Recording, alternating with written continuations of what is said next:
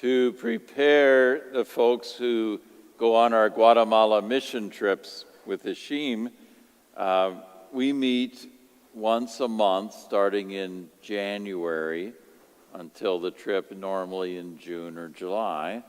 And we spend a couple hours once a month trying to teach them what they might encounter, to getting their hearts and their minds ready for what that's going to be like. You're going to another culture, another language. You're going to be living with those people, working side by side with them. What is the project going to be like, and how should we be when we're there? How do we be humble in the midst of another setting where we might think, I wouldn't do it that way. Let me show you how to do it. And that really doesn't make too many friends when we come in and think we know more than anybody else about how to do it.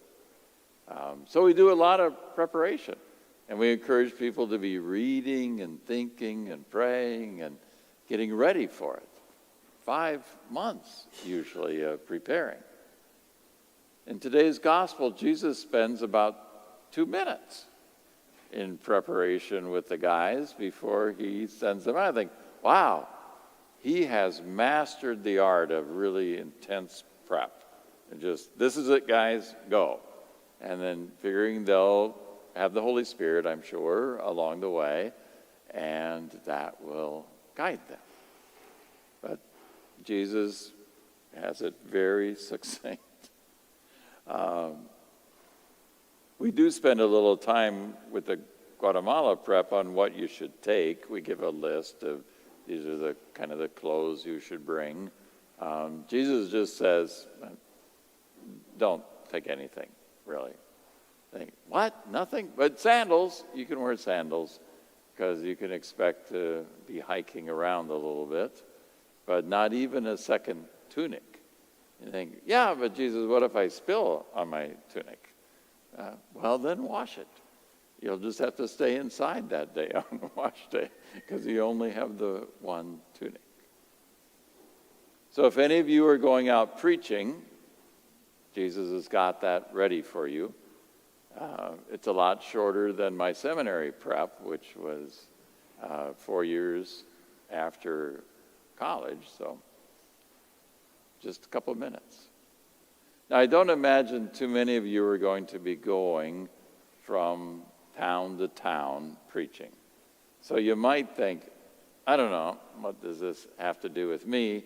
And that's a valid question.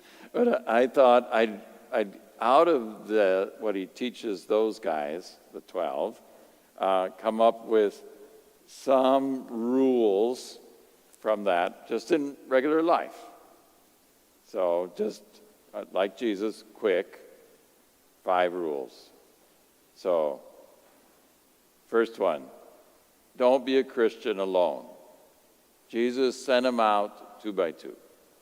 It's really hard to be a Christian by yourself. That's why we have a church. It's much easier to share faith together, to try and live this Christian life full of all the challenges Jesus gave us with others.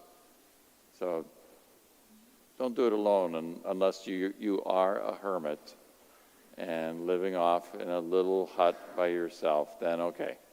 But even then, if you read the saints, hermits were greatly tempted, and a lot of them, after a while, said, no, I can't do this. They needed other people to deal with all the temptations and the stresses. And you think, what temptations come your way in a little hut in the woods all by yourself? No, apparently lots, according to the saints. So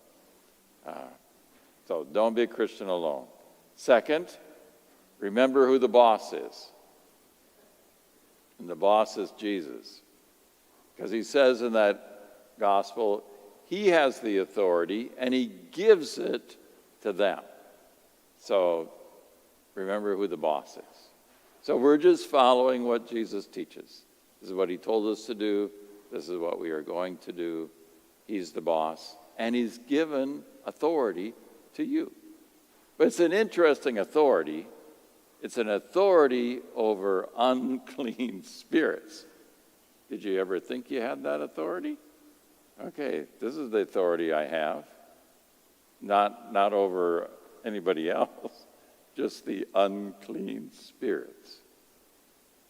Which means you have power over temptation. You have power over those evil things that happen around us. You've been given authority over them. So, remember who the boss is. Third, travel light. Don't worry about all the stuff of this life. When it comes to spirituality, that stuff doesn't matter. So those things may be nice home, furniture, car, whatever. But when it comes to your spiritual life, really not important. So travel light. Fourth, don't be discouraged when you fail. When you're trying to be a Christian and failure happens, Jesus knew it was going to happen. It was going to happen to the 12. So he warns them. These are the apostles. Hey, you're going to fail. When people reject you, don't worry about it. Don't sweat it. Just, as he says, shake the dust off your feet and move on. So if you have tried, as Christians, to invite somebody else to come here to Cabrini or to join you for something and they reject you, don't sweat it. Not your problem. They weren't ready yet to hear it. You planted a seed perhaps, but don't sweat it. Failure happens. And last of all, as the apostles went out, they gave a really strong message, which Jesus hadn't told them to say. But that was the message that they had heard from Jesus all along. And that was that people have to change their life. So the fifth one is, don't be afraid to speak truth. You know, sometimes when you're in the midst of a conversation at work or with neighbors, they might say something quite bizarre. And you think, okay, I'm just going to be quiet and be polite here to their bizarreness. But just be able to speak truth lovingly. And just to say, oh, that's not how I see it. Here's how I see it. To do it with love. So 5 little trainings for you to go out and live the Christian life. And know that these guys come back pretty successful because the Spirit traveled with them. Because doubt that command from Jesus. And I'm sure it'll be the same